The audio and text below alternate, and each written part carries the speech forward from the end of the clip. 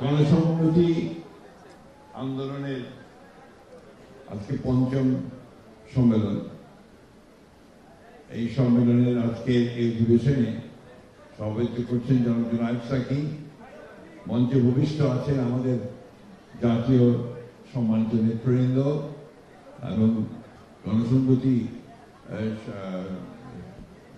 সংহতির নেতৃবৃন্দ এবং বিভিন্ন অঞ্চল থেকে আসা গণসংহতির নেতৃবৃন্দ, কর্মীবৃন্দ, আসসালামু আলাইকুম।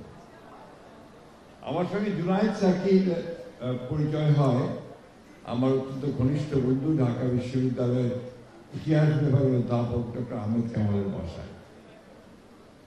প্রথম আলোচনাতেই আমি তার প্রেমে পড়েছি।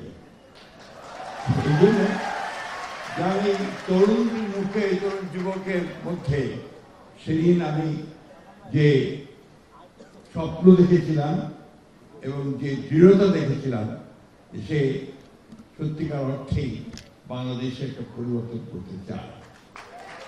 আমি আজকে তাকে আন্তরিকভাবে ধন্যবাদ জানাতে চাই এবং আপনাদের সংগঠির সকল নেতাকর্মীকে আন্তরিকভাবে অভিনন্দন, শুভেচ্ছা জানাতে চাই যে আপনারা জুনায়েদ সাকির নেতৃত্বে বহু দূর এগিয়েছেন এবং আমি বিশ্বাস করি আপনারা সামনের দিকে আরো সাফল্য লাভ করতে পারবেন।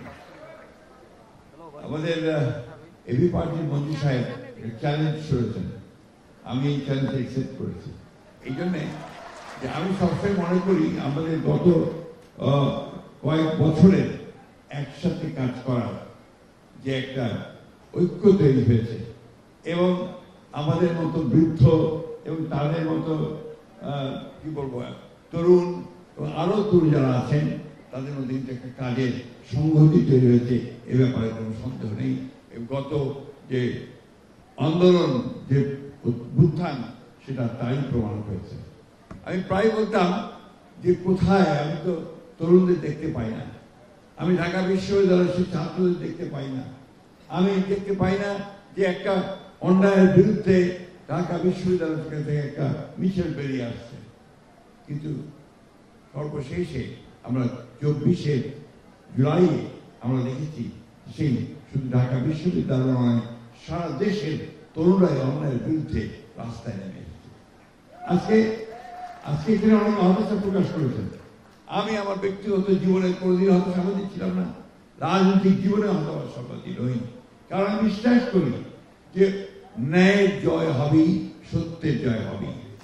আজকে মানে আবার বলছি, আজকে যে সংকট তৈরি করেছে এই অন্তর্বর্তীকালীন সরকার, ঐক্যমত্য কমিশন, আমি বিশ্বাস করি যে এই সংকট কেটে যাবে। এই দেশের মানুষ কখনো পরাজয় বরণ করে না, পরাজয় বরণ করেনি, পরাজয় বরণ করবে না।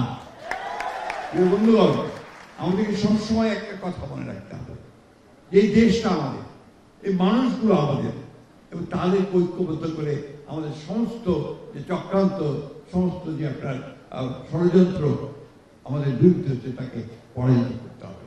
এখানে আমরা বিভিন্ন দল করতে পারি, বিভিন্ন মত থাকতে পারে, বিভিন্ন পথ থাকতে পারে। একটা বিষয় আমরা সবসময় এক ছিলাম, বাংলাদেশের ব্যাপারে সবার আগে বাংলাদেশ, এ ব্যাপারে আমাদের কোনো সন্দেহ নেই। আমি একটা কথা বলে শেষ করবো, সময় নেই, কারণ আপনার নামাজের সময় হয়ে গেছে, আমার আরেকটা প্রোগ্রামে যেতে হবে আমাকে। আমি শুধু একটা কথাই বলবো, সরকারের কাছে আহ্বান থাকবেন, যা হওয়ার হয়ে গেছে আপনারা দয়া করে ওই সমস্যাগুলো সমাধান করে যাতে সবাই একসাথে আমরা নির্বাচনের দিকে যেতে পারি, এই সমস্যার সমাধান করে আমরা জনগণের কল্যাণের জন্য কাজ করতে পারি, সেই পথে গিয়ে চলুন। আমরা যেমন অতীতে আপনাদের সঙ্গে ছিলাম, সামনেও আপনাদের সঙ্গে থাকবো, কিন্তু অবশ্যই আপনাদেরকে নিজে এই যে জায়গা তৈরি করেছেন তার থেকে বেরিয়ে আসতে হবে, আপনাদেরকেই অন্য কিছু করে দেবে না। ধন্যবাদ সকলকে। সামাজিক গণসংহতি যে সম্মেলন সাফল্য কামনা করছি, আপনারা সফল হন, এই দোয়া করছি। ধন্যবাদ।